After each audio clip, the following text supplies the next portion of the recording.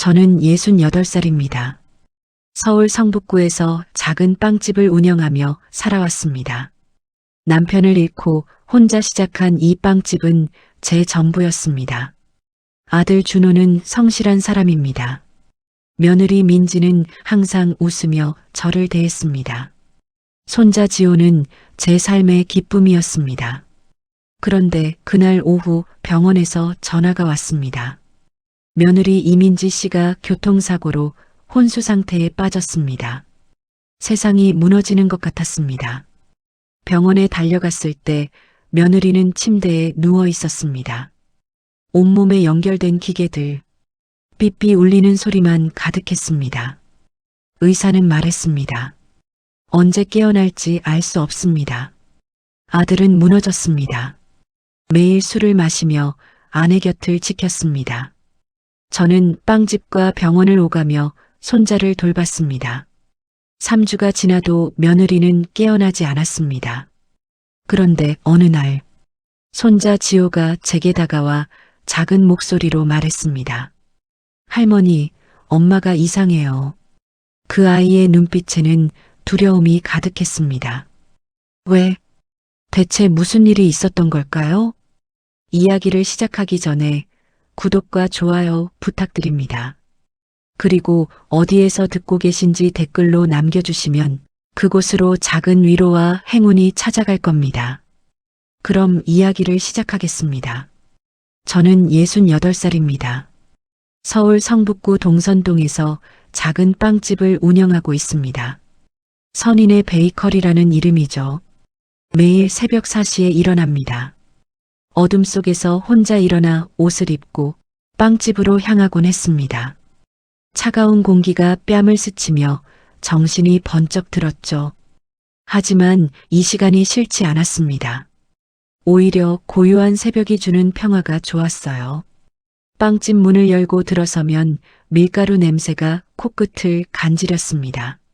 손에 익은 동작으로 오븐을 켜고 밀가루를 체에 내리기 시작했어요. 반죽을 치대는 동안에도 생각했습니다.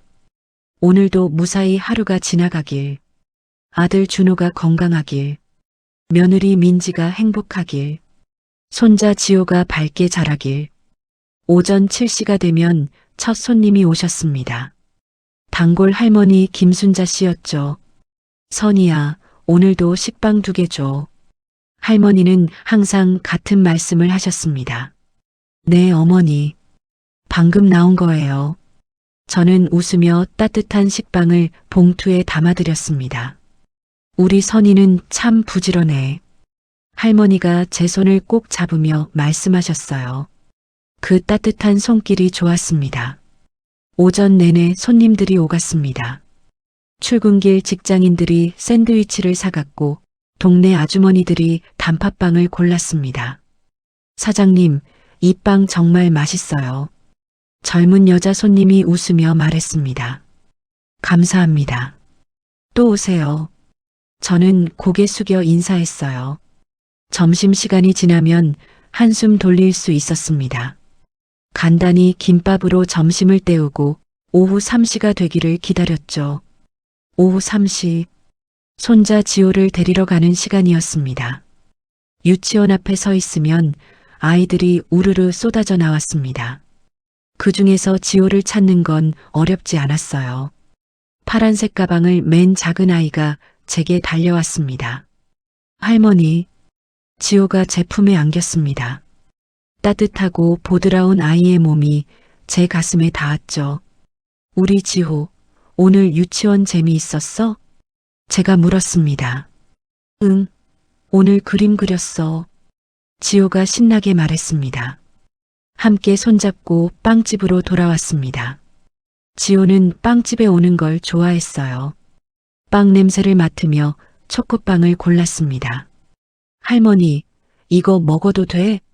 그럼 우리 지호 먹어. 저는 지호 머리를 쓰다듬었습니다. 지호가 빵을 우물우물 먹는 모습을 보며 생각했습니다. 이 아이가 건강하게 자라는 게 제 소원이라고요.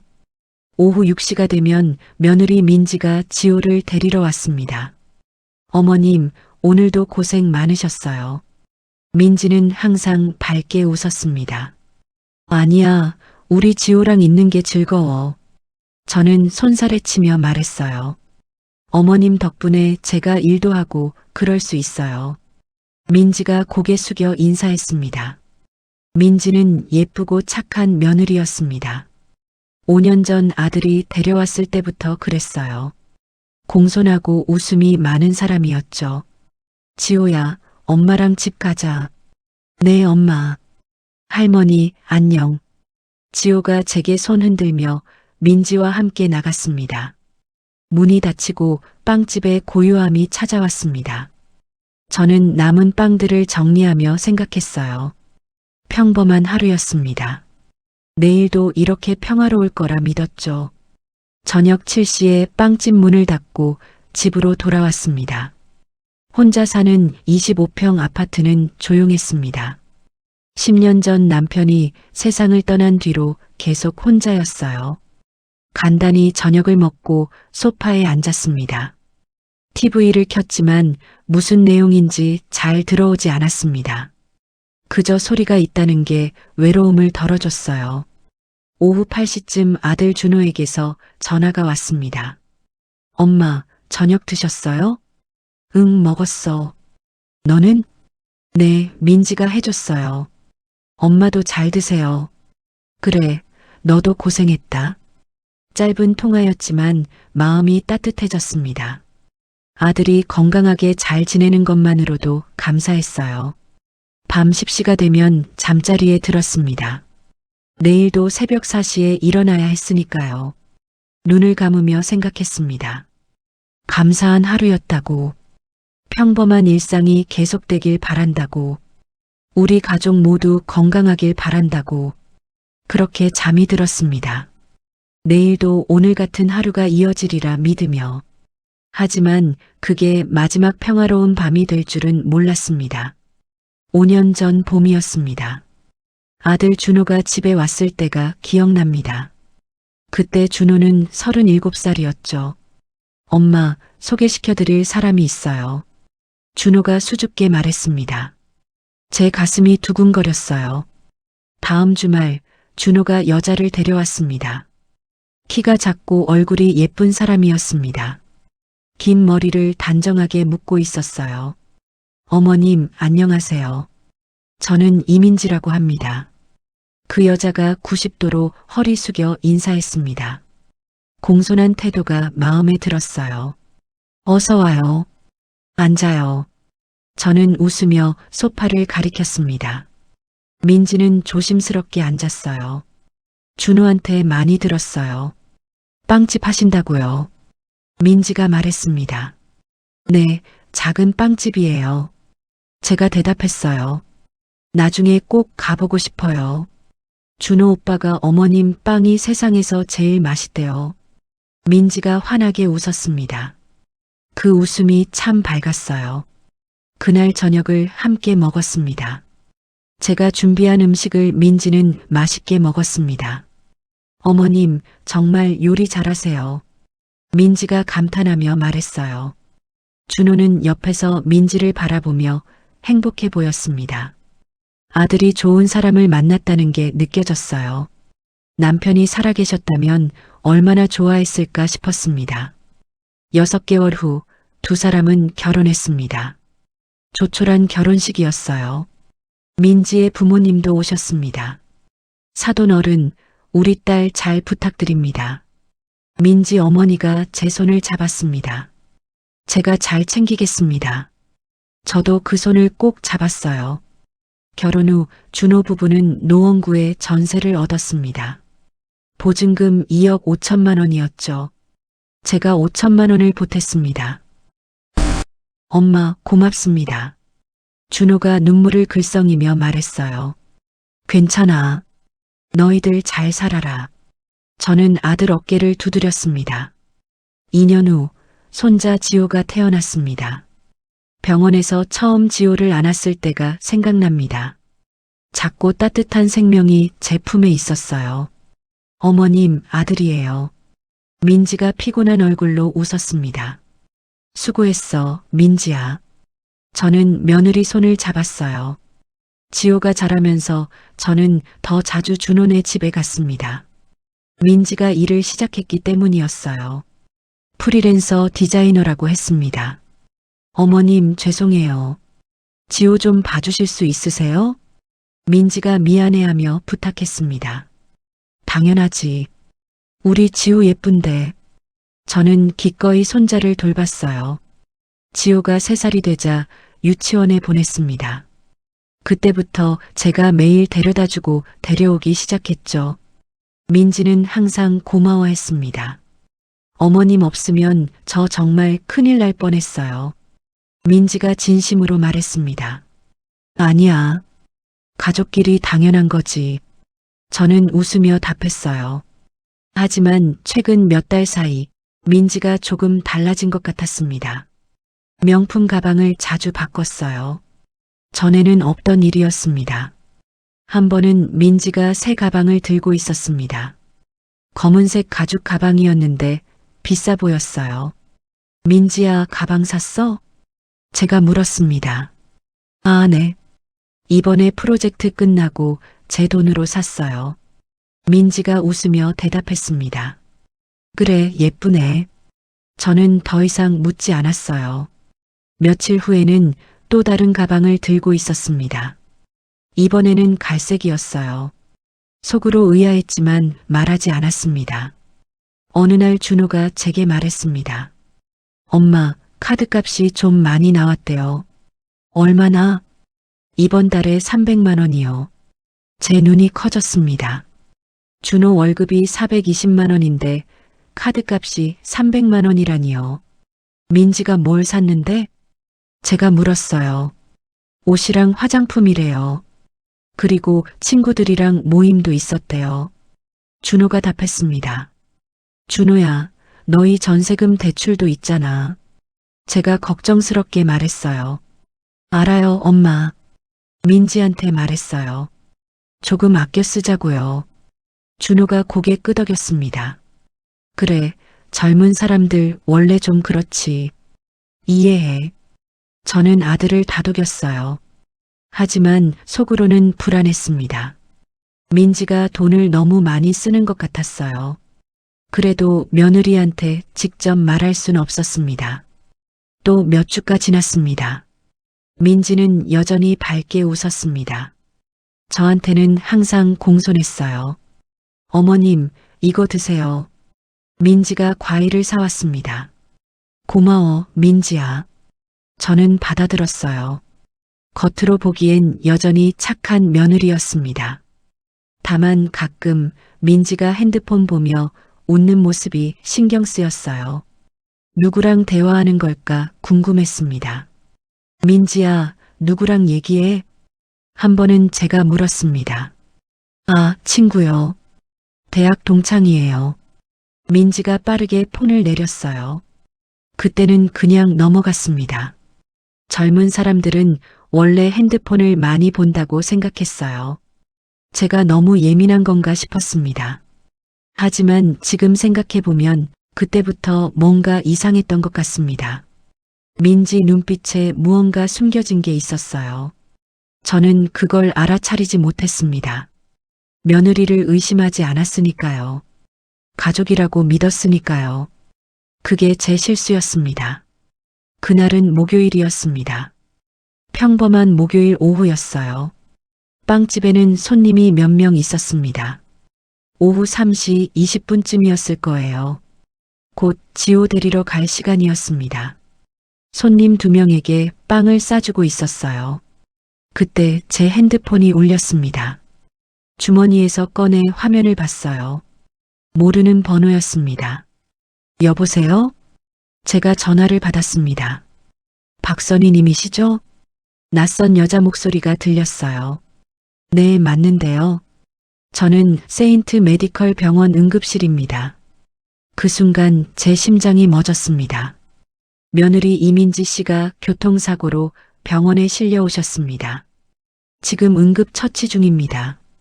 여자의 목소리가 차분했지만 제게는 폭탄 같았어요. 손에서 빵 봉투가 떨어졌습니다. 바닥에 빵이 굴러갔어요. 손님들이 저를 쳐다봤습니다. 지금 어떤 상태예요? 제 목소리가 떨렸습니다. 자세한 건 오셔야 말씀드릴 수 있습니다. 빨리 오세요. 전화가 끊겼어요. 정신이 하나도 없었습니다. 손님들한테 사과도 제대로 못했어요. 죄송합니다. 급한 일이 생겨서 말을 더듬으며 간신히 말했습니다. 사장님, 괜찮으세요? 단골 아주머니가 걱정스럽게 물었어요. 죄송해요. 먼저 가봐야겠어요. 저는 앞치마를 벗었습니다. 가게 문을 잠그고 나왔습니다. 손이 너무 떨려서 열쇠를 떨어뜨렸어요. 다시 주워들고 겨우 잠갔습니다. 길거리로 나와 택시를 잡으려 했습니다. 하지만 택시가 보이지 않았어요. 다리에 힘이 풀렸습니다. 몇 분 후 겨우 택시를 잡았습니다. 노원구 세인트 메디컬 병원이요. 제 목소리가 비명처럼 나왔어요. 택시가 출발했습니다. 창밖 풍경이 빠르게 지나갔지만 하나도 보이지 않았어요. 머릿속은 온통 민지 생각뿐이었습니다. 교통사고라니 얼마나 다친 걸까? 혹시 크게 다친 건 아닐까? 제 손은 계속 떨렸습니다. 핸드폰을 꺼내 준호에게 전화했어요. 신호음이 길게 울렸습니다. 여보세요, 엄마? 준호 목소리가 들렸습니다. 평소와 같은 목소리였어요. 준호야, 민지가 교통사고 났대. 제가 떨리는 목소리로 말했습니다. 뭐라고요? 준호가 비명을 질렀어요. 지금 세인트 메디컬 병원이래. 어서 와. 알았어요, 엄마. 지금 바로 갈게요. 전화가 끊어졌습니다. 택시가 병원에 도착했습니다. 요금을 내고 황급히 내렸어요. 응급실 표지판을 따라 뛰었습니다. 응급실 문을 열고 들어갔습니다. 하얀 불빛이 눈을 찔렀어요. 소독약 냄새가 코를 찔렀습니다. 이민지 환자 보호자입니다. 제가 간호사에게 소리쳤어요. 간호사가 차트를 확인했습니다. 지금 응급 처치 중입니다. 저쪽에서 기다리세요. 간호사가 대기실을 가리켰어요. 저는 비틀거리며 의자에 앉았습니다. 10분쯤 지났을까요? 응급실 문이 열리며 준호가 뛰어들어왔습니다. 얼굴이 새하얗게 질려 있었어요. 엄마, 준호가 제게 달려왔습니다. 민지는요? 민지는 어디 있어요? 아들이 울먹이며 물었어요. 아직 처치 중이래. 조금만 기다려. 저는 준호 손을 꼭 잡았습니다. 아들 손이 얼음장처럼 차가웠어요. 우리는 그렇게 기다렸습니다. 시계 초침 소리가 너무 크게 들렸어요. 1초 1초가 1년처럼 길었습니다. 30분쯤 지났을까요? 의사가 나왔습니다. 흰 가운을 입은 젊은 남자 의사였어요. 이민지 환자 보호자분이시죠? 의사가 물었습니다. 네, 저희입니다. 준호가 벌떡 일어났어요. 환자는 차에 치여 머리를 심하게 부딪혔습니다. 지금 의식이 없는 상태입니다. 의사의 말에 준호가 비틀거렸어요. 제가 아들을 붙잡았습니다. 의식이 없다는 게 무슨 말이에요? 준호가 떨리는 목소리로 물었어요. 혼수 상태입니다. 뇌에 타박상이 있어서 정밀 검사가 필요합니다. 혼수 상태, 그 단어가 제 가슴을 짓눌렀습니다. 숨을 쉴 수가 없었어요. 지금 중환자실로 옮기는 중입니다. 잠시 후 면회하실 수 있습니다. 의사가 말했습니다. 감사합니다, 선생님. 저는 고개 숙여 인사했어요. 의사가 돌아가고 준호가 주저앉았습니다. 엄마, 민지가.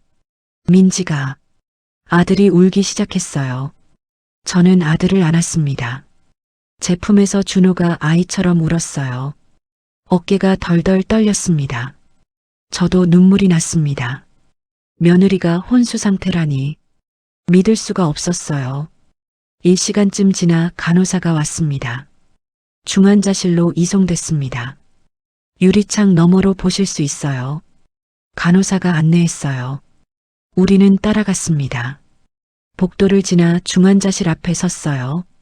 두꺼운 유리창이 있었습니다. 그 너머로 민지가 보였습니다. 침대에 누워있는 민지. 온몸에 선이 연결되어 있었어요. 산소 마스크를 쓰고 있었습니다. 기계에서 삐삐 소리가 났어요. 민지는 눈을 감고 꿈쩍도 하지 않았습니다. 준호가 유리창에 이마를 댔습니다. 민지야, 민지야. 아들이 울먹였어요. 저도 민지를 봤습니다. 저렇게 창백한 얼굴은 처음 봤어요. 마치 인형 같았습니다. 깨어나. 제발 깨어나. 준호가 중얼거렸어요. 하지만 민지는 움직이지 않았습니다. 저 기계 소리만 계속 울렸어요. 삑, 삑, 삑. 그 소리가 제 귓속에 박혔습니다. 다음 날 아침 일찍 병원으로 갔습니다. 준호는 병원에서 밤을 샜어요. 복도 의자에 앉아 있는 아들을 봤습니다. 준호야, 어젯밤 여기서 잤어? 제가 물었습니다. 네, 엄마. 민지 곁을 떠날 수가 없어서요. 준호 목소리가 쉬어 있었어요. 집에 가서 씻고 와. 내가 여기 있을게. 괜찮아요, 엄마. 준호가 고개를 저었어요. 그때 흰 가운을 입은 남자가 다가왔습니다. 50대 후반쯤 돼 보였어요. 위험 있는 인상이었습니다. 이민지 환자 보호자분들이시죠? 그가 물었습니다. 네, 맞습니다. 제가 대답했어요. 저는 이 병원 원장 강태석입니다. 민지 씨 케이스를 직접 보고 있습니다. 그가 명함을 건넸어요. 준호가 받아들었습니다. 원장님께서 직접요? 준호가 놀라서 물었어요. 네, 뇌 손상이 심각해서 제가 담당하게 됐습니다. 강태석이 진지하게 말했어요. 그럼 아내가 깨어날 수 있을까요? 준호가 떨리는 목소리로 물었습니다. 강태석은 잠시 침묵했어요. 솔직히 말씀드리겠습니다. 상태가 매우 심각합니다. 그의 목소리가 무거웠어요. 뇌에 출혈이 있었고 타박상도 심합니다. 준호가 휘청거렸습니다. 저는 아들 팔을 붙잡았어요. 그럼 어떻게 되는 건가요? 제가 물었습니다. 현재로서는 혼수 상태입니다. 언제 깨어날지, 깨어날 수 있을지 장담할 수 없습니다. 강태석이 말했어요. 그 말에 준호가 무릎이 꺾였습니다. 안 돼요. 민지가. 준호가 울기 시작했어요. 강태석이 준호 어깨에 손을 얹었습니다. 최선을 다하겠습니다. 하지만 가족분들도 마음의 준비를 하셔야 합니다. 그의 목소리에는 동정이 섞여 있었어요. 준비라니? 무슨 준비요? 준호가 물었습니다. 장기전이 될 수 있다는 것. 그리고 강태석이 말을 멈췄어요. 그리고요? 제가 재촉했습니다. 회복하지 못할 가능성도 있다는 것입니다. 그 말에 세상이 무너지는 것 같았어요.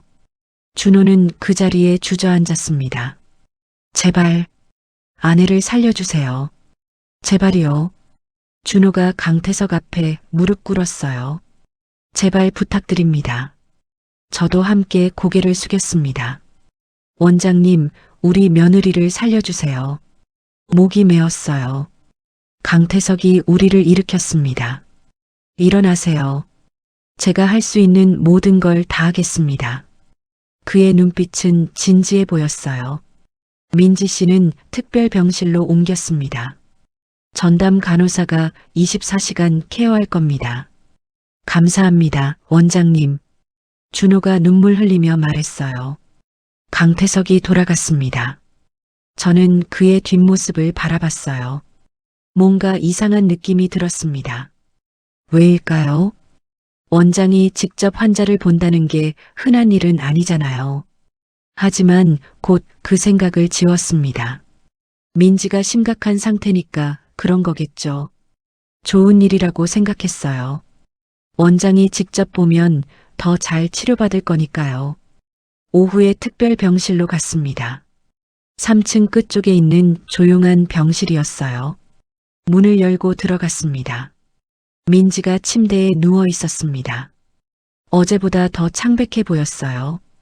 온몸에 여전히 선이 연결되어 있었습니다. 젊은 여자 간호사가 차트를 쓰고 있었어요. 우리를 보고 일어났습니다. 안녕하세요. 저는 김유진 간호사입니다. 안녕하세요. 우리 며느리 잘 부탁드립니다. 제가 인사했어요. 걱정 마세요. 제가 잘 돌볼게요. 유진이 웃으며 말했습니다. 하지만 그 웃음이 왠지 어색해 보였어요. 눈은 웃지 않는 것 같았습니다. 제 착각이겠거니 했어요. 준호가 민지 침대 옆에 앉았습니다. 민지 손을 잡았어요. 민지야, 나야. 준호야. 준호가 떨리는 목소리로 말했습니다. 깨어나. 제발 깨어나. 지호가 엄마 찾아. 하지만 민지는 반응이 없었어요. 눈도 뜨지 않았습니다. 엄마가 여기 있어. 민지야. 제가 민지 다른 손을 잡았습니다. 차가웠어요. 우리가 여기 있으니까 안심하고 쉬어. 저는 민지 손을 쓰다듬었어요. 하지만 민지는 꿈쩍도 하지 않았습니다. 기계 소리만 계속 울렸어요. 삐, 삐, 삐. 그 소리가 가슴을 짓눌렀습니다. 그날부터 매일 병원에 갔습니다. 아침에 빵집 열고 오후 3시에 지호 데리고 오후 5시에 병원 가는 게 일과가 됐어요. 준호는 거의 병원에서 살다시피 했습니다. 회사도 조퇴하고 왔어요. 밤늦게까지 민지 곁을 지켰습니다. 엄마, 민지가 곧 깨어날 거예요. 그렇죠? 준호가 물었어요. 그럼 당연하지. 우리 며느리 강한 사람이야. 저는 아들을 다독였습니다. 하지만 속으로는 불안했어요. 강태석 원장 말이 계속 맴돌았습니다. 회복하지 못할 가능성도 있다.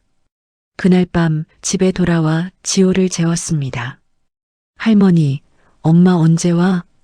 지호가 물었어요. 곧 올 거야. 조금만 기다려. 저는 지호 머리를 쓰다듬었습니다. 엄마 많이 아파? 응, 조금 아파. 그래서 병원에 있는 거야. 엄마한테 가고 싶어? 지호 눈에 눈물이 고였어요. 내일 할머니랑 같이 가자. 응? 응. 지호가 작게 대답했습니다. 아이를 재우고 거실로 나왔습니다. 소파에 앉아 한숨을 쉬었어요. 눈물이 났습니다. 며느리가 깨어나지 않으면 어떡하죠? 준호는 어떻게 되는 거죠? 지호는요? 제 가슴이 무너져 내렸습니다. 3주가 지났습니다. 민지는 여전히 눈을 뜨지 않았어요. 매일 병실을 찾았지만 변화가 없었습니다. 저는 새벽 4시에 일어나 빵집으로 갔어요. 빵을 굽고 손님을 맞았습니다. 하지만 웃는 게 힘들었어요. 사장님, 요즘 안색이 안 좋으시네요. 단골 할머니가 걱정했습니다. 아, 괜찮아요. 좀 피곤해서요. 저는 억지로 웃었어요. 오후 3시가 되면 지호를 데리러 갔습니다. 유치원 앞에 서 있는 게 힘들었어요. 허리가 아프고 다리가 저렸습니다. 할머니, 지호가 달려왔어요. 하지만 예전처럼 밝지 않았습니다. 지호야, 오늘 유치원 어땠어? 응. 지호는 짧게 대답했어요. 예전엔 신나게 이것저것 말하던 아이가 말이 없어졌어요. 엄마가 없어서 그런 거겠죠. 제 가슴이 아팠습니다. 엄마한테 갈까? 응. 지호가 고개 끄덕였어요. 병원으로 갔습니다. 3층 특별병실. 익숙한 길이 됐어요. 문을 열고 들어가면 항상 같은 풍경이었습니다. 침대에 누운 민지, 기계 소리, 간호사 유진. 안녕하세요. 유진이 인사했어요. 오늘도 변화 없나요? 제가 물었습니다. 네. 아직은요. 유진이 애매하게 대답했어요. 왠지 불편한 표정이었습니다. 준호는 이미 와 있었어요. 민지 침대 옆 의자에 앉아 있었습니다. 얼굴이 수척해졌어요. 준호야, 회사는 갔다 왔어? 네, 엄마. 조퇴했어요. 준호 목소리가 힘없었어요. 밥은 먹었어? 아직이요. 준호야, 밥은 먹어야지. 제가 걱정스럽게 말했어요. 엄마, 지금 밥이 넘어가요? 준호가 울먹였습니다. 그래도 건강 챙겨야 민지 돌보지. 저는 아들 어깨를 두드렸어요. 지호가 민지에게 다가갔습니다. 엄마, 나왔어. 지호가 작은 목소리로 말했어요. 오늘 그림 그렸어. 엄마 그림. 지호가 종이를 펼쳤습니다. 엄마 얼굴을 그린 그림이었어요. 하지만 민지는 반응이 없었습니다. 지호가 슬픈 눈으로 엄마를 봤어요. 엄마, 언제 깨어나? 아무도 대답할 수 없었습니다. 저도, 준호도, 간호사도 침묵만 흘렀어요. 그날 밤 집에 돌아왔습니다. 지호를 씻기고 재웠어요. 준호는 또 병원에 남았습니다. 저는 혼자 거실에 앉았습니다. 온몸이 쑤셨어요. 68살 몸이 견디기 힘들었습니다. 새벽 4시에 일어나 빵 굽고, 낮에 빵집 운영하고, 오후에 손자 돌보고, 저녁에 병원 가고, 밤에 집안일하고, 이런 생활이 3주째였어요. 체력이 한계에 다다랐습니다. 허리가 너무 아팠어요. 무릎도 시큰거렸습니다. 밤에 잠도 잘 못 잤어요. 눈을 감으면 민지가 보였습니다. 침대에 누워있는 민지. 삐삐 울리는 기계 소리. 그게 악몽처럼 따라다녔어요. 며칠 후 준호를 봤습니다. 병원 복도에서였어요. 준호가 벤치에 앉아 있었습니다. 손에 소주병이 들려 있었어요. 준호야. 제가 달려갔습니다. 엄마. 준호가 저를 봤어요. 눈이 충혈되어 있었습니다. 술 마셨어? 조금요. 준호가 고개 숙였어요. 준호야, 병원에서 술을 마시면 어떡해? 엄마. 저 미치겠어요. 민지가 깨어나지 않아요. 준호가 울기 시작했어요. 준호야. 저는 아들을 안았습니다. 술 냄새가 났어요. 3주예요, 엄마. 3주 동안 민지가 눈도 안 떠요. 알아. 저도 눈물이 났습니다. 제가 뭘 잘못한 걸까요? 제가 민지한테 잘못한 게 있나요? 아니야, 준호야.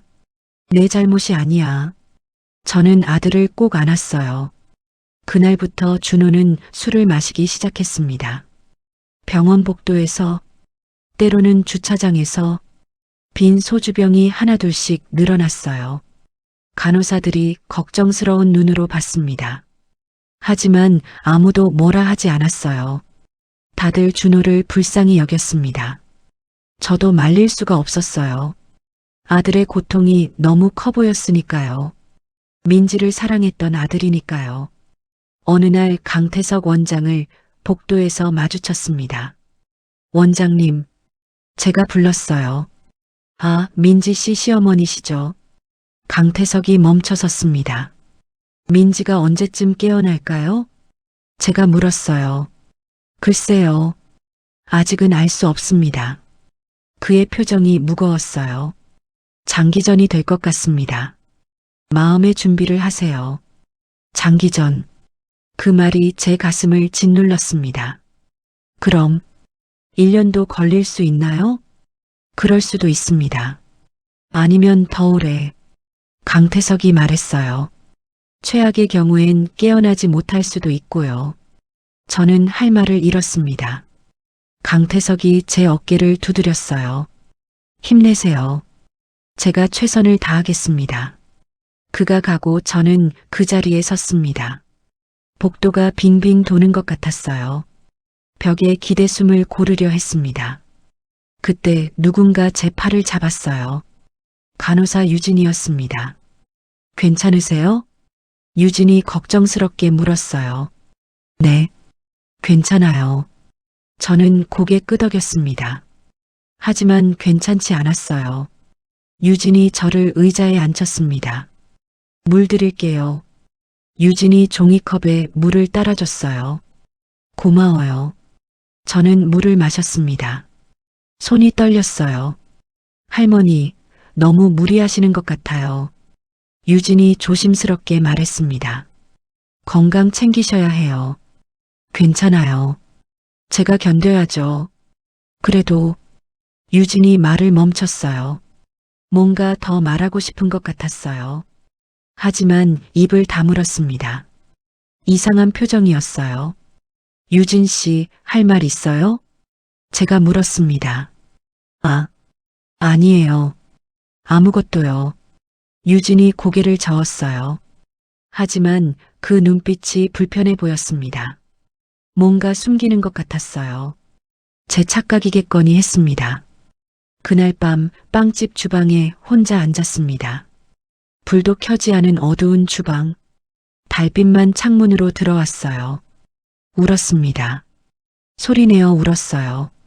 아무도 듣지 않을 텐데 왜 참나요? 이게 언제까지 계속될까요? 민지는 정말 깨어날까요? 준호는 괜찮을까요? 제 마음이 무너져 내렸습니다. 4주째가 됐습니다.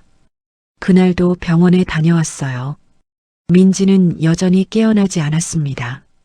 저녁 7시쯤 집에 도착했습니다. 지호와 함께였어요. 아이는 말이 없었습니다. 지호야, 저녁 뭐 먹을까? 몰라. 지호가 짧게 대답했어요. 냉장고를 열어봤습니다. 반찬이 별로 없었어요. 라면 끓여줄까? 응. 지호가 소파에 앉았습니다. TV를 켰지만 보지 않았어요.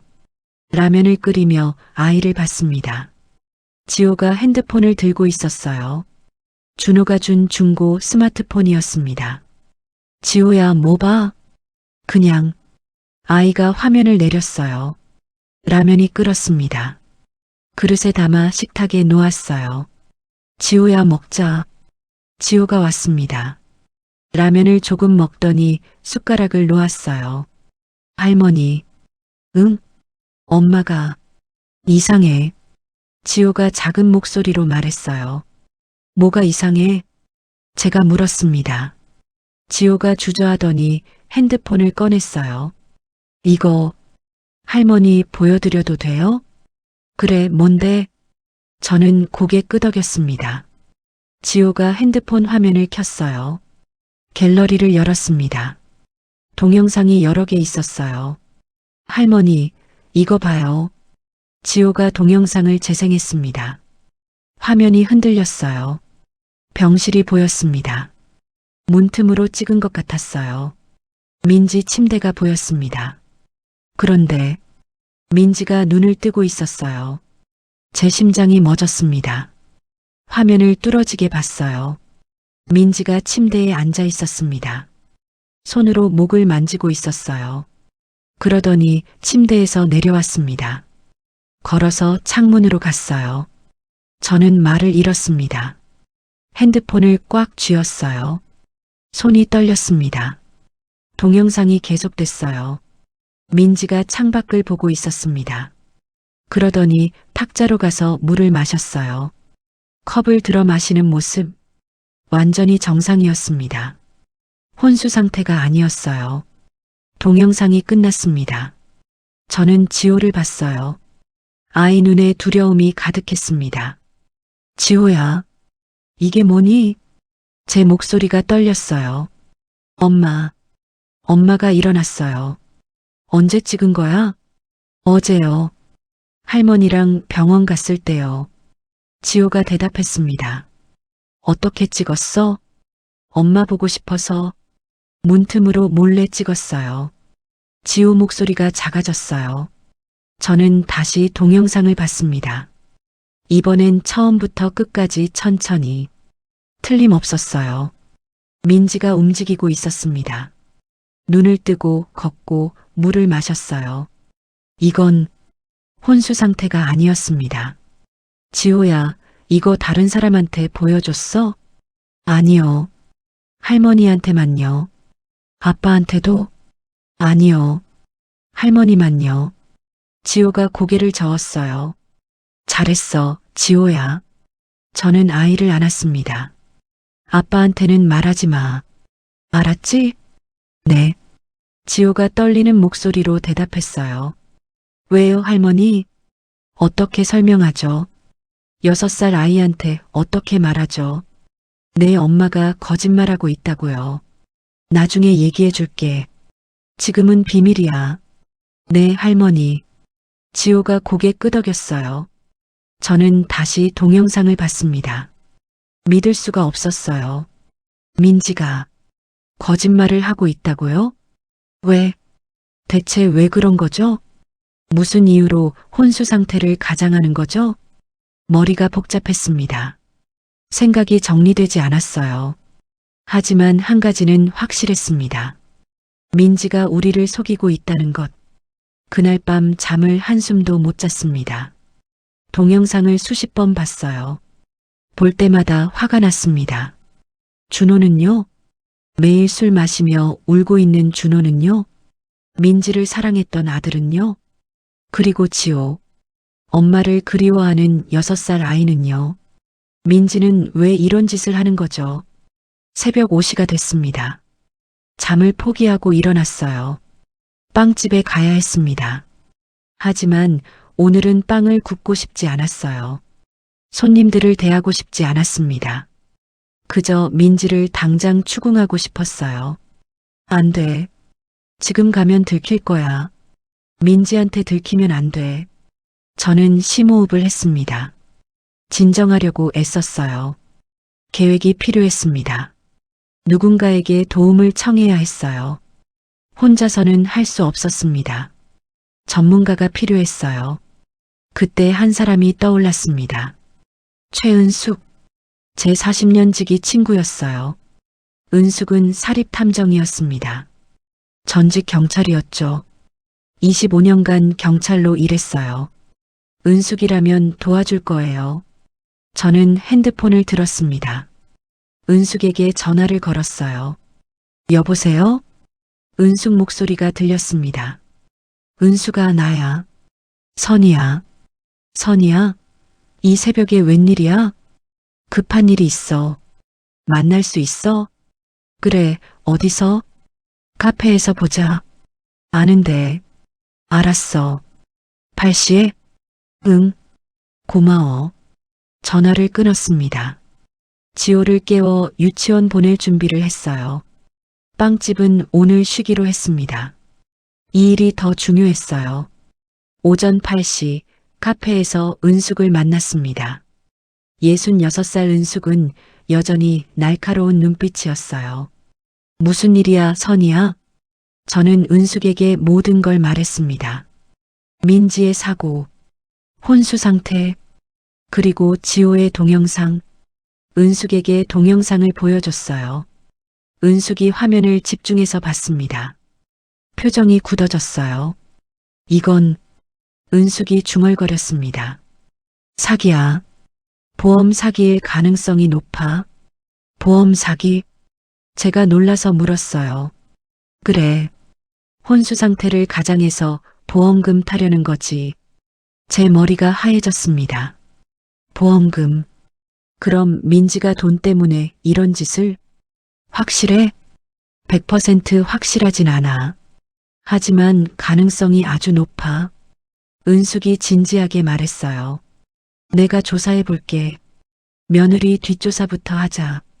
고마워, 은숙아. 저는 은숙 손을 꼭 잡았습니다. 선이야, 한 가지 약속해. 뭔데? 준호한테는 아직 말하지 마. 확실한 증거를 잡을 때까지. 알았어. 저는 고개 끄덕였어요. 아들한테 말할 수 없었습니다. 준호가 알면 어떻게 될까요? 아내를 사랑하는 아들이요. 견딜 수 있을까요? 안 돼. 준호는 아직 모르는 게 나아. 확실한 증거를 잡고 나서 말해야 해. 며느리 미행 시작할게. 병원도 조사하고. 은숙이 말했습니다. 3일만 줘. 증거 찾아올게. 고마워. 정말 고마워. 저는 눈물이 났어요. 은숙이 제 손을 꼭 잡았습니다. 울지 마. 우리 진실 밝힐 거야. 응. 저는 눈물을 닦았습니다. 카페를 나와 집으로 돌아왔습니다. 가슴이 두근거렸어요. 두렵기도 하고 화나기도 했습니다. 민지, 당신이 정말 우리를 속인 거예요? 정말 돈 때문에 이런 짓을 한 거예요? 창밖을 봤습니다. 하늘이 흐렸어요. 비가 올 것 같았습니다. 제 마음도 먹구름으로 가득했어요. 3일이 지났습니다. 은숙에게서 전화가 왔어요. 선이야, 큰일이야. 지금 당장 와. 목소리에 긴장이 묻어났습니다. 어디로 가? 내 사무실로 와. 빨리. 저는 택시를 잡아탔습니다. 은숙의 사무실은 종로에 있었어요. 30분 만에 도착했습니다. 낡은 건물 3층이었습니다. 최은숙 탐정사무소라는 간판이 있었어요. 문을 열고 들어갔습니다. 은숙이 책상 앞에 앉아 있었습니다. 컴퓨터 화면을 보고 있었어요. 저를 보자 일어났습니다. 앉아, 선이야. 무슨 일이야? 저는 의자에 앉았어요.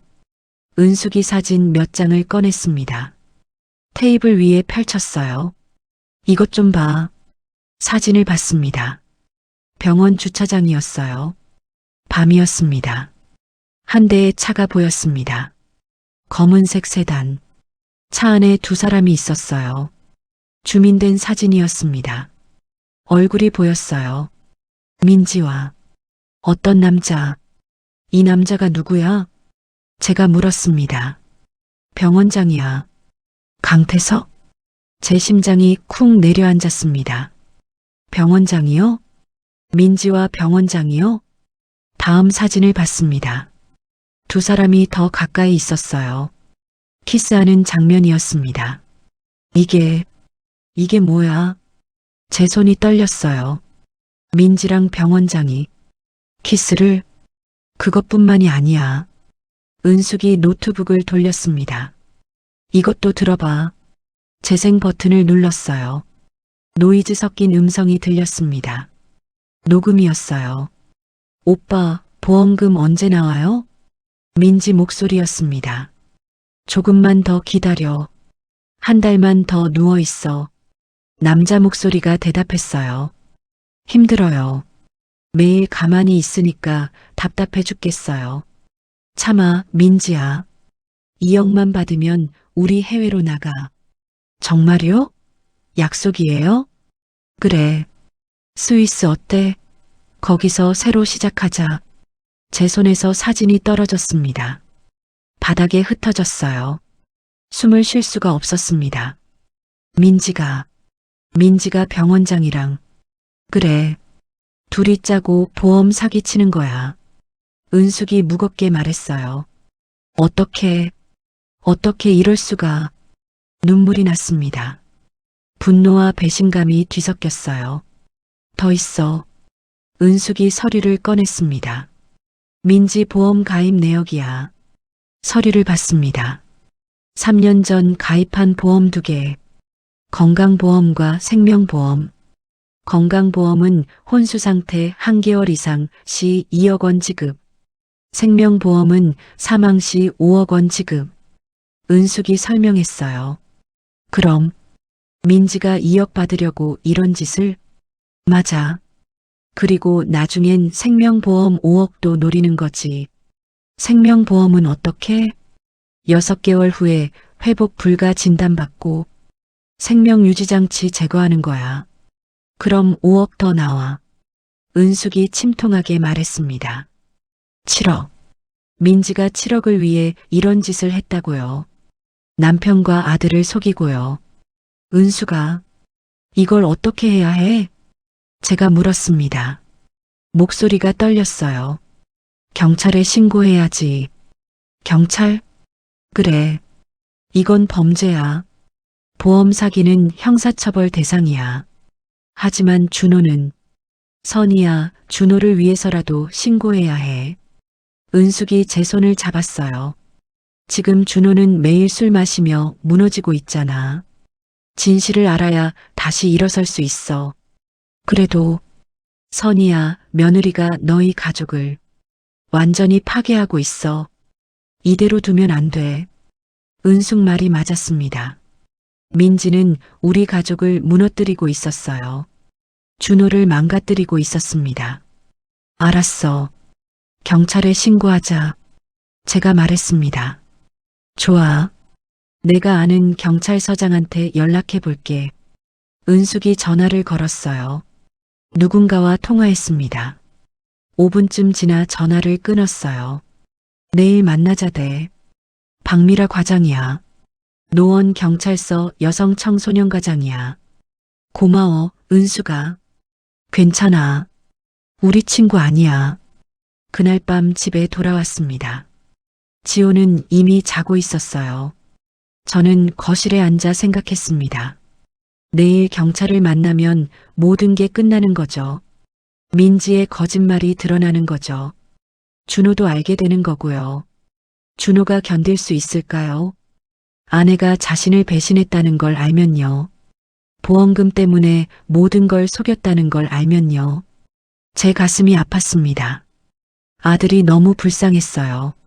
하지만 알아야 했습니다. 진실을 알아야 다시 시작할 수 있으니까요. 다음 날 오전 은숙과 함께 노원 경찰서에 갔습니다. 여성 청소년과 사무실로 안내받았어요. 박미라 과장이 우리를 맞았습니다. 안녕하세요. 박미라입니다. 50대 후반쯤 돼 보이는 여자였어요. 단정하고 날카로운 인상이었습니다. 안녕하세요. 저는 박선희입니다. 앉으세요. 미라가 의자를 권했어요. 은숙이 모든 증거를 꺼냈습니다. 지호의 동영상, 주차장 사진, 차 안녹음, 보험 가입 서류, 미라가 하나하나 확인했습니다. 표정이 점점 굳어졌어요. 동영상을 반복해서 봤습니다. 이건 명백한 보험 사기네요. 미라가 말했습니다. 병원장까지 공모했으면 조직적 범죄예요. 체포할 수 있나요? 제가 물었습니다. 물론이죠. 하지만 현장을 잡는 게 좋아요. 현장이요? 네. 며느리가 혼자 있을 때 움직이는 장면을 직접 목격해야 해요. 미라가 설명했어요. 어떻게요? 병실에 잠복할게요. 며느리가 혼자 있을 때를 노리는 거죠. 그럼 체포할 수 있나요? 네. 현행범으로 잡을 수 있어요. 미라가 자신 있게 말했습니다. 내일 밤 실행하죠. 감사합니다, 과장님. 저는 고개 숙여 인사했어요. 아니에요. 당연한 일입니다. 경찰서를 나왔습니다. 은숙이 제 어깨를 두드렸어요. 이제 곧 끝나. 응. 저는 고개 끄덕였습니다. 하지만 마음은 무거웠어요. 내일이면 모든 게 드러나는 거죠. 민지의 거짓말이요. 병원장의 범죄가요. 그리고 준호도 알게 되는 거죠. 아내가 자신을 배신했다는 걸요. 제 가슴이 찢어지는 것 같았습니다. 그날 저녁 은숙에게서 전화가 왔습니다. 선이야, 지금 병원 주차장에 와 있어. 급하게 와야 할 것 같아. 무슨 일이야? 민지랑 병원장이 차 안에 있어. 지금 대화 중이야. 저는 곧장 택시를 잡아탔습니다. 병원까지 20분 걸렸어요. 주차장으로 들어갔습니다. 은숙의 차를 발견했습니다. 회색 소나타였어요. 뒷자리 문을 열고 탔습니다. 저기 봐. 은숙이 앞쪽을 가리켰어요. 검은색 세단이 보였습니다. 차 안에 두 사람이 있었어요. 민지와 강태석. 은숙이 쌍안경을 건넸습니다. 쌍안경으로 봤어요. 민지가 보였습니다. 환자복을 입고 있었어요. 하지만 얼굴은 멀쩡했습니다. 화장까지 하고 있었어요. 혼수 상태 환자 같지 않았습니다. 강태석도 보였어요. 흰 셔츠를 입고 있었습니다. 민지 손을 잡고 있었어요. 저것 봐, 선이야. 은숙이 녹음기를 가리켰습니다. 차 안 대와 녹음하고 있어. 들어봐. 은숙이 이어폰을 나눠줬어요. 작은 녹음 장치가 차에 붙어 있었습니다. 은숙이 어떻게 설치했는지 몰라요. 언제까지 이래야 해요? 민지 목소리가 들렸습니다. 짜증 섞인 목소리였어요. 조금만 더, 한 달만 더 참아. 강태석이 대답했습니다. 보험금 나오면 끝이야. 2억이요? 정말 받을 수 있어요? 당연하지. 혼수 상태 진단서는 내가 썼어. 보험사에서 의심 안 해. 강태석이 자신 있게 말했어요. 그럼 진짜 해외로 갈 수 있는 거예요? 민지가 들떠서 물었습니다. 그래. 스위스 가자. 거기서 새로 시작해. 준호는요? 시어머니는요? 신경 쓰지 마. 바보들이야. 아무것도 몰라. 강태석이 비웃듯 말했어요. 제 손이 떨렸습니다. 이어폰을 떨어뜨릴 뻔했어요. 바보들이라고요? 그래도 지호는 좀 미안해요. 민지가 작게 말했습니다. 아이가 엄마 찾던데 미안하면 돈 받고 데려가. 양육권 넘겨받아. 그럴 수 있어요? 당연하지. 넌 아이 엄마잖아. 근데 오빠는 부인이랑 이혼했어요? 민지가 물었습니다. 아직? 재산 분할 때문에 복잡해. 조금만 기다려. 빨리 해요. 전 오빠랑 빨리 같이 살고 싶어요. 민지가 애교 섞인 목소리로 말했어요. 알았어, 우리 민지. 강태석이 민지를 안았습니다. 키스하기 시작했어요. 제 눈앞이 캄캄해졌습니다. 선이야, 괜찮아? 은숙이 제 어깨를 붙잡았어요. 숨 좀 쉬어. 저는 심호흡했습니다. 가슴이 터질 것 같았어요. 분노가 치밀어 올랐습니다. 당장 차로 뛰어가서 문을 열고 싶었어요. 민지 멱살을 잡고 소리치고 싶었습니다. 어떻게 이럴 수 있냐고. 진정해, 선이야. 지금 가면 안 돼. 은숙이 저를 붙잡았습니다. 증거 더 확보해야 해. 증거는 충분하잖아. 제가 울먹였습니다. 저것만으로도 충분해. 아직 부족해. 현장을 잡아야 해.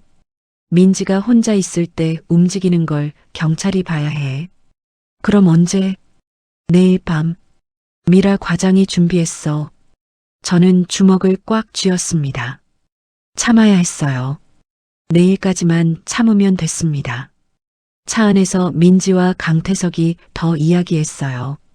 보험금 받으면 반반 나눠요? 민지가 물었습니다. 그래. 너 1억, 나 1억. 생명보험 5억도 반반.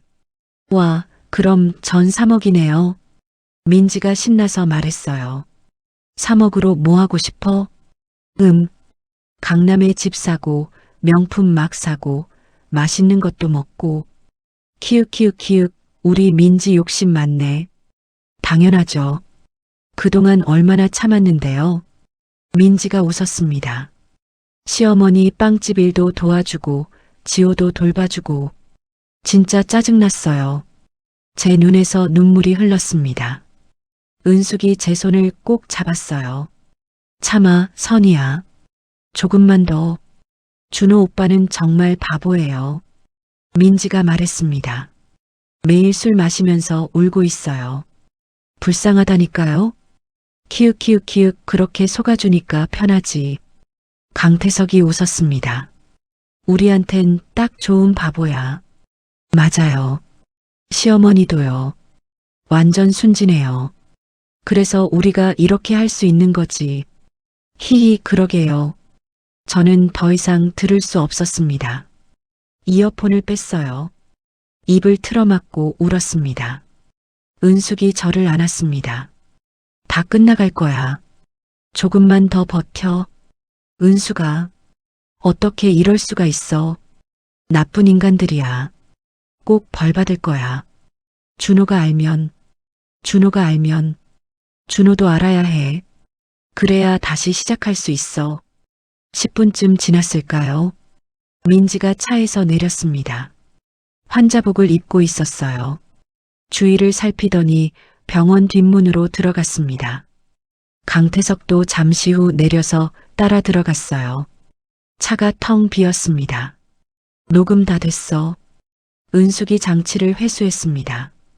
이거면 충분해. 정말? 그래. 음성도 명확하고 범행 동기도 다 나왔어. 은숙이 확신에 찬 목소리로 말했어요. 내일 밤 경찰이 잠복할 거야. 민지가 혼자 있을 때 움직이는 걸 잡을 거야. 그럼 현행범 체포. 끝이야. 저는 고개 끄덕였습니다. 내일이면 모든 게 끝나는 거죠. 민지의 거짓말이 드러나는 거죠. 은숙이 저를 집까지 데려다 줬어요. 오늘 잘 쉬어. 내일 힘들 거야. 고마워, 은숙아. 괜찮아. 친구 아니야. 집에 들어갔습니다. 지호는 자고 있었어요. 저는 소파에 앉아 생각했습니다. 내일이면 끝나는구나. 민지가 체포되는구나. 준호도 진실을 알게 되는구나. 제 마음은 복잡했습니다. 분노와 슬픔과 안도감이 뒤섞여 있었어요. 민지, 당신은 왜 이런 짓을 했나요? 7억 때문에 가족을 배신했나요? 준호가 당신을 얼마나 사랑했는데요. 지호가 얼마나 엄마를 그리워했는데요. 저는 당신을 며느리로 믿었는데요. 눈물이 멈추지 않았습니다. 그날 밤 10시였습니다. 박미라 과장이 이끄는 경찰팀이 병원에 도착했어요. 경찰 4명이었습니다. 모두 사복을 입고 있었어요. 선희 씨, 준비됐습니다. 미라가 저를 쳐다봤습니다. 네. 저는 떨리는 목소리로 대답했어요. 은숙이 제 손을 꽉 잡았습니다. 괜찮아. 곧 끝나. 경찰 2명이 민지 병실 옆 보관실로 들어갔습니다. 문을 살짝 열어두고 숨었어요. 저와 은숙, 미라는 1층 로비에서 기다렸습니다. 무전기를 켜두고 있었어요. 심장이 미친 듯이 뛰었습니다. 손에 땀이 나고 입이 바짝 말랐어요. 오후 9시 준호가 병실에서 나왔습니다. 무전기에서 경찰의 목소리가 들렸어요. 보호자 퇴실했습니다. 준호는 평소처럼 엘리베이터를 타고 내려갔습니다. 로비를 지나 밖으로 나갔어요. 아들은 아직 아무것도 모르고 있었습니다. 제 가슴이 아팠어요. 오후 9시 30분 간호사들이 라운딩을 마쳤습니다. 간호사들 퇴실했습니다. 무전기에서 또 목소리가 들렸어요. 이제 환자만 병실에 남았습니다. 미라가 저를 쳐다봤습니다. 이제 시작이에요. 저는 고개 끄덕였습니다. 오후 10시 병실에 고요함이 찾아왔어요.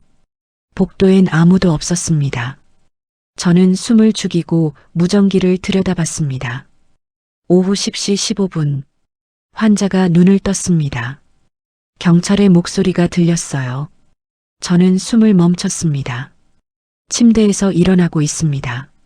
천천히 앉아 있습니다. 이제 침대에서 내려왔습니다. 화장실로 걸어가고 있습니다. 무전기 목소리가 계속 들려왔어요. 저는 두 손을 꽉 쥐었습니다. 은숙이 제 어깨를 안아줬습니다. 오후 10시 20분 화장실에서 나왔습니다. 거울을 보며 머리를 빗고 있습니다. 얼굴에 로션을 바르고 있습니다. 제 눈에서 눈물이 흘렀습니다. 민지가 정말 거짓말을 하고 있었어요. 혼수 상태가 아니었습니다. 침대로 돌아갔습니다. 핸드폰을 꺼냈습니다. 무언가를 검색하고 있습니다. 오후 10시 25분 명품 쇼핑몰을 보고 있습니다. 웃고 있습니다. 미라가 무전기를 들었습니다. 지금 들어가세요. 알겠습니다. 경찰의 대답이 들렸어요. 저는 눈을 감았습니다. 이제 끝이 나는구나. 민지의 거짓말이 드러나는구나. 몇 초의 침묵이 흘렀습니다. 그리고 경찰입니다. 무전기에서 외침이 들렸어요. 으악! 민지의 비명소리가 들렸습니다. 이민지 씨, 보험 사기 및 사문서 위조 혐의로 체포합니다. 아니에요. 오해예요. 민지의 목소리가 떨렸습니다. 저 정말 아팠어요. 잠깐 일어난 거예요. 지금 멀쩡하게 서 계시잖아요. 경찰의 차가운 목소리가 들렸어요. 병원 CCTV에 다 찍혔습니다. 매일 밤 일어나셨죠? 미라가 일어났습니다. 올라갑시다. 저와 은숙도 따라 일어났어요. 엘리베이터를 타고 5층으로 올라갔습니다. 복도에 사람들이 모여 있었습니다. 간호사들이 놀란 표정으로 쳐다봤어요. 민지가 수갑을 찬 채 끌려 나오고 있었습니다. 환자복을 입은 채였어요. 민지가 저를 발견했습니다. 어머님, 그녀가 소리쳤습니다. 제가 설명할게요. 오해예요. 저는 차갑게 그녀를 쳐다봤습니다. 한마디도 하지 않았어요. 어머님, 제발 준호한테 말해주세요.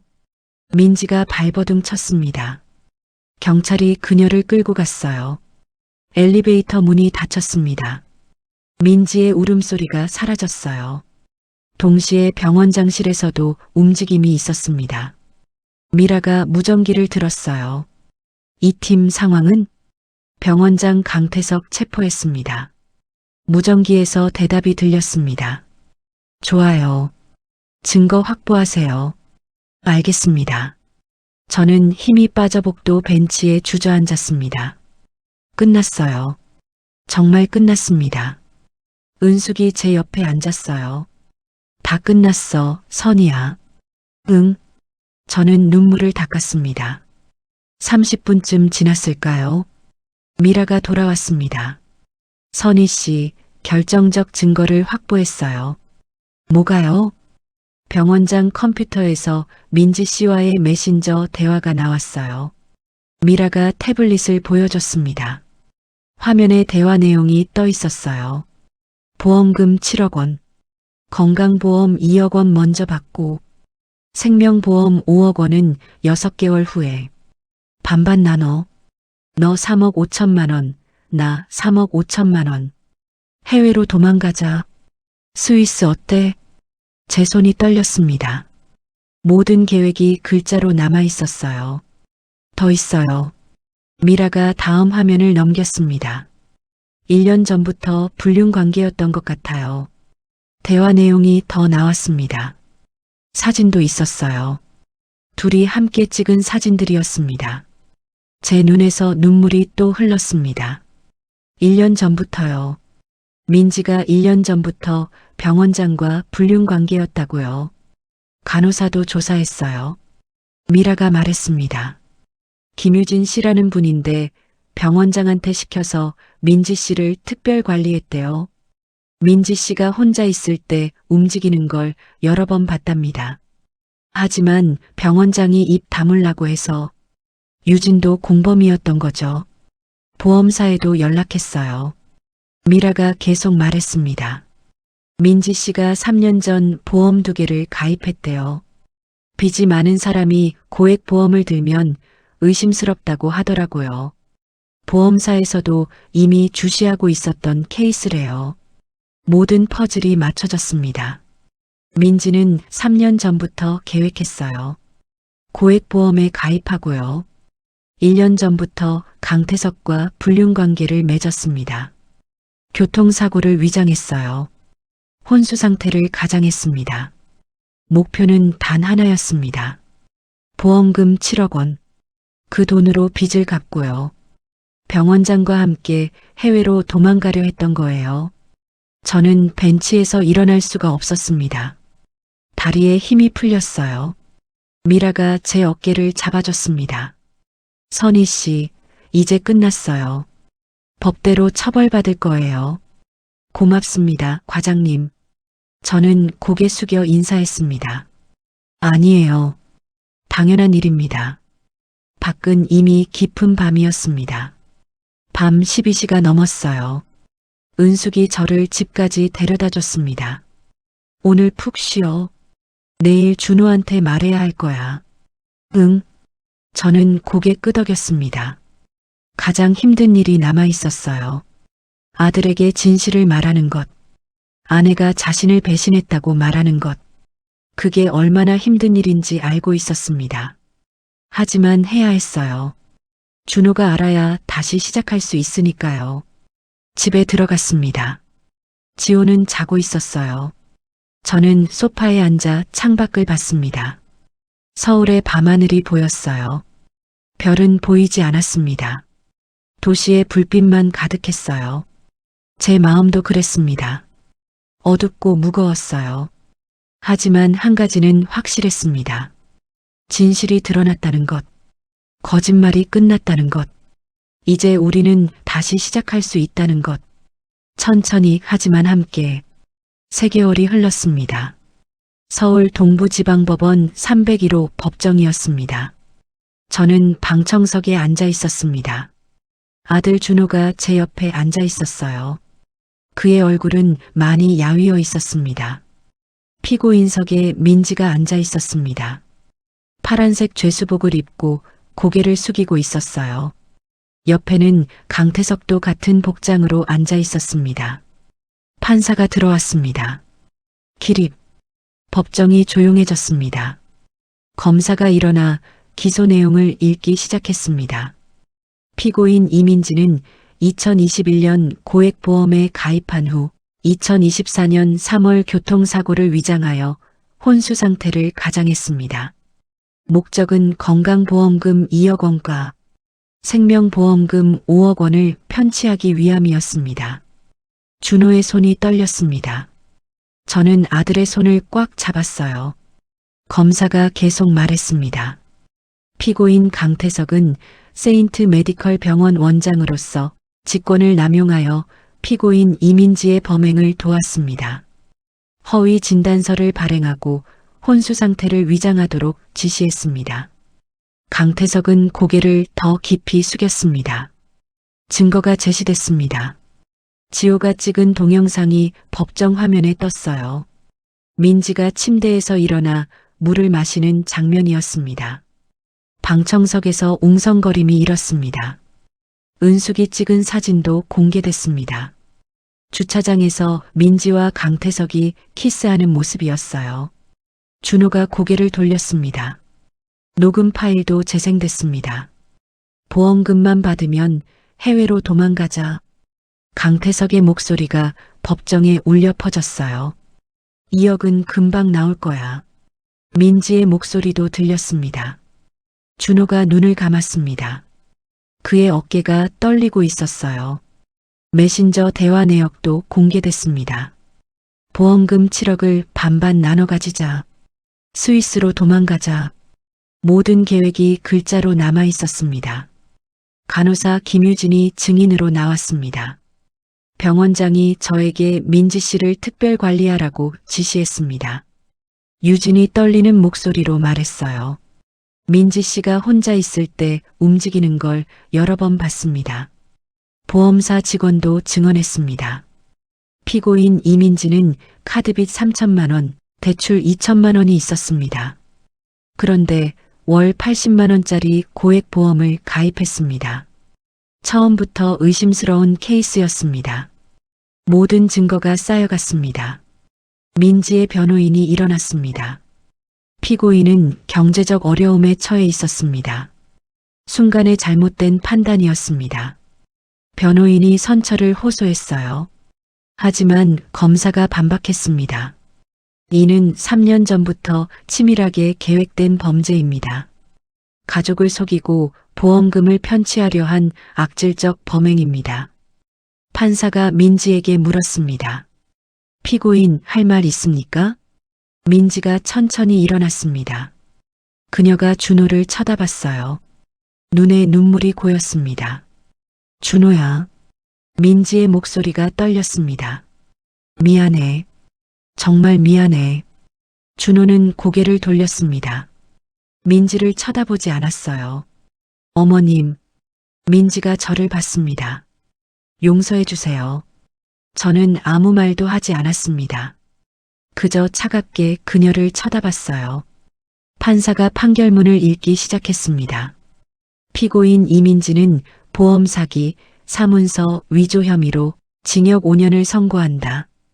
민지가 주저앉았습니다. 피고인 강태석은 공모, 직권 남용 혐의로 징역 6년을 선고한다. 강태석도 고개를 떨구었습니다. 이상 선고를 마칩니다. 판사가 망치를 두드렸어요. 쾅! 법정이 소란스러워졌습니다. 민지가 끌려나갔습니다. 준호야, 준호야. 그녀가 소리쳤지만 준호는 끝까지 고개를 돌리지 않았습니다. 법정을 나왔습니다. 햇빛이 눈부셨어요. 준호가 계단에 주저앉았습니다. 엄마. 그가 울기 시작했습니다. 어떻게 이럴 수가 있어요. 저는 아들을 안았습니다. 괜찮아, 아들. 다 지나갈 거야. 하지만 저도 알고 있었습니다. 상처는 쉽게 아물지 않는다는 것을요. 그날부터 준호는 많이 힘들어했습니다. 회사를 쉬는 날이 많아졌어요. 술을 마시고 집에 늦게 들어왔습니다. 저는 매일 준호의 집에 가서 저녁을 차려줬습니다. 손자 지호를 데리고 공원에 갔어요. 할머니, 엄마는 언제 와? 지호가 물었습니다. 지호야, 엄마는 지금 멀리 계셔. 저는 대답하기 어려웠어요. 엄마가 나쁜 일 했어? 지호가 또 물었습니다. 응, 그래. 저는 정직하게 대답했습니다. 하지만 할머니랑 아빠가 지호를 지켜줄 거야. 지호가 제 품에 안겼습니다. 작은 몸이 떨렸어요. 6개월이 지났습니다. 준호가 조금씩 회복하기 시작했습니다. 회사도 정상적으로 다니기 시작했어요. 어느 날 저녁이었습니다. 준호가 빵집에 들렀습니다. 엄마, 제가 좀 도와드릴게요. 그가 앞치마를 두르며 말했어요. 괜찮아. 내가 피곤할 텐데. 제가 말했습니다. 아니에요. 엄마 혼자 하시는 거 보니까 마음이 안 좋아요. 준호가 웃었습니다. 오랜만에 보는 아들의 웃음이었습니다. 저는 눈물이 날 것 같았어요.